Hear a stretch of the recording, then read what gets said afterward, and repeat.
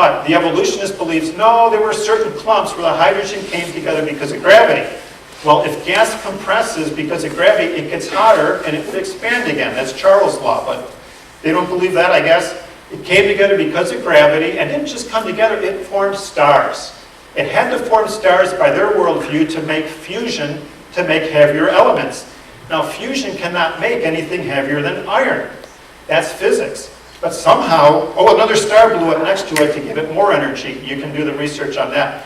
But the stars made heavier elements. That blew up, flew in the universe, and a bunch of them came together and formed our Earth. The Earth got zapped with some energy somehow, and the matter and energy became the first living cell. That first living cell was able to be alive, reproduce, metabolize, and mutate. And it mutated like crazy, if the theory of evolution is true. It became a 2-cell organism. There's nothing like it in the entire universe. It became a 4-cell organism, became a fish, became a reptile, and eventually became a chicken.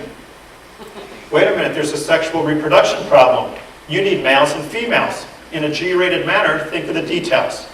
You need male reproducing equipment. And we're not talking about worms, we're talking about chickens. You need female reproducing equipment, and they both have to be able to function at the same what? The same time. Suppose the female is fully mutated, but the male isn't. Does she say, hurry up and mutate, Don, we were dead in a year? You need a functioning male and a functioning female at the same time and at the same place.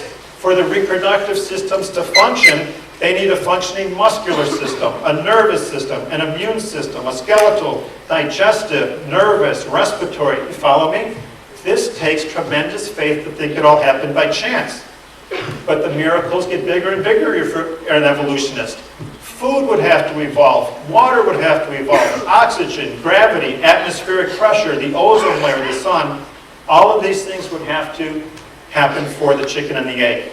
I believe in one big miracle, that there's a supernatural, brilliant designer God with the ability to make males and females, put them at the same place at the same time, give them the right food. Does that take faith? Yes. Does it take faith to believe the universe came from nothing? Gas became stars, life came from non-life? Yes. You have to decide what takes more faith. Big conclusion. Why do I believe in a designer? Because of design. Why is the theory of evolution not scientific? Hasn't been observed. And we're talking about bacteria to blue whale evolution. No living evidence, no fossil evidence. Final exam for you guys? It's not too complicated. So, some of the questions I proposed today, didn't hear answers for, not because I don't like you, but I haven't heard explanations for how the universe originated, how life originated.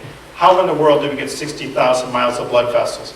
I emailed a guy who wrote an article on the heart, evolutionist, Carl Zimmer. He's published all over the place. I said, what evolved first? Hearts, veins, or blood? He said, I believe they all appeared in an evolutionary flash.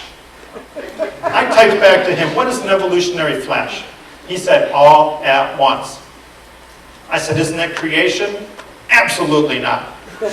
I believe in instant people, instant chickens with the food there, the reproductive, the muscular, the skeletal system functioning, not a step-by-step random process.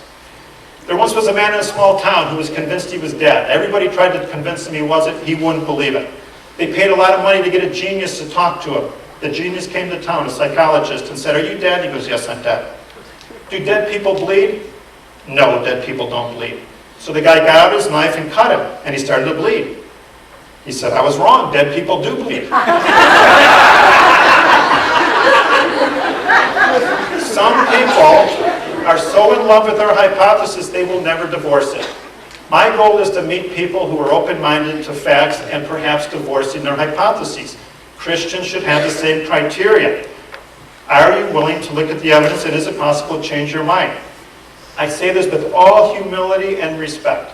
I'm not picking on anybody. I've met a lot of people that are atheists, and I've had polite talks with them, and they are not atheists because they believe piping systems like your circulatory system happen by chance. These are what I believe. This is just me representing myself. People are atheists. There's a ton of suffering in the world. Everybody in here, you suffered. A lot of people turn their anger towards God. Some people don't like the Bible's rules. Tell you what, I'll tell you a secret about you. Neither do you. Your flesh does not love the rules. Pride. Some people think they're the smartest thing on earth. They don't like the idea of someone supreme.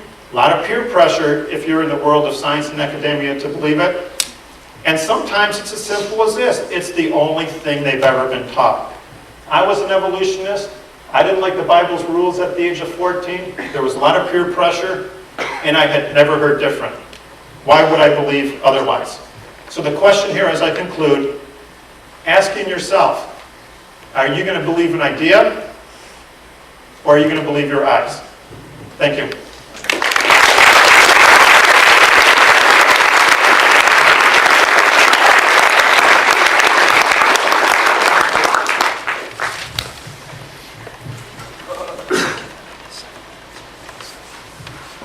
Okay, I'd like to thank Phil also for allowing me to come in here. It has been a lot of fun. A lot easier than I thought it was going to be, but still very difficult. He's a very difficult person to debate with. I'd like to thank Joel, Jonathan for setting us up, Pastor Brad, everyone involved. This has been a really nice experience, in all honesty. I was terrified to come here. Terrified. But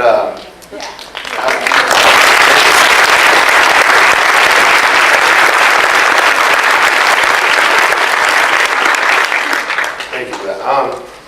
Regarding the topic at hand, though, I just want to say there's a lot of questions I can't answer. A lot of questions maybe no one in this room can answer. And I would advise people not to take the lack of answers and use that as solid evidence for their creationist beliefs. If you're talking about science, I really encourage you to search for answers that you can actually test. I know he keeps talking about how you can test a creator.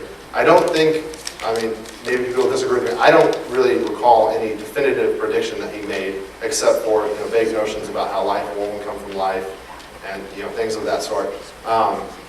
Evolution, I'm assuming most of you here are actually looking for answers, because that's why you came here. Go online. I really encourage you. I'll say this over and over. Go online, do the research, go to the library, pick up a textbook.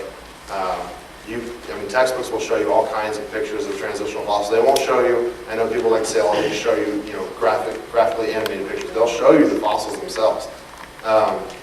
Do the research yourself. And for the record, I know a lot of people think that if you believe in evolution, that means you cannot be an individual with a faith in higher power. Some people think that's obviously true. There are a lot of people who are able to reconcile evolution with their faith. It doesn't exclude a higher power. God can, the morals that you derive from the Bible, the stories that you relish, you can still hold on to those, even if you feel that evolution is supported by the evidence. If that's your conclusion, if you feel evidence does support evolution, that doesn't mean that God doesn't exist. That doesn't mean it at all. That just means that evolution, scientifically speaking, is true. Religion is, I know a lot of people think that creation is science.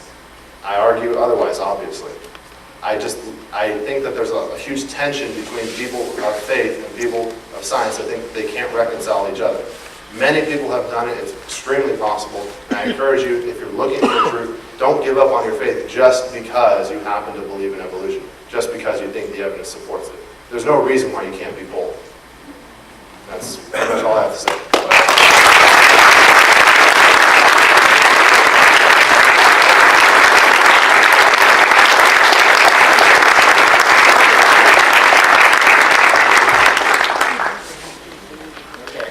We have another hand for our speakers.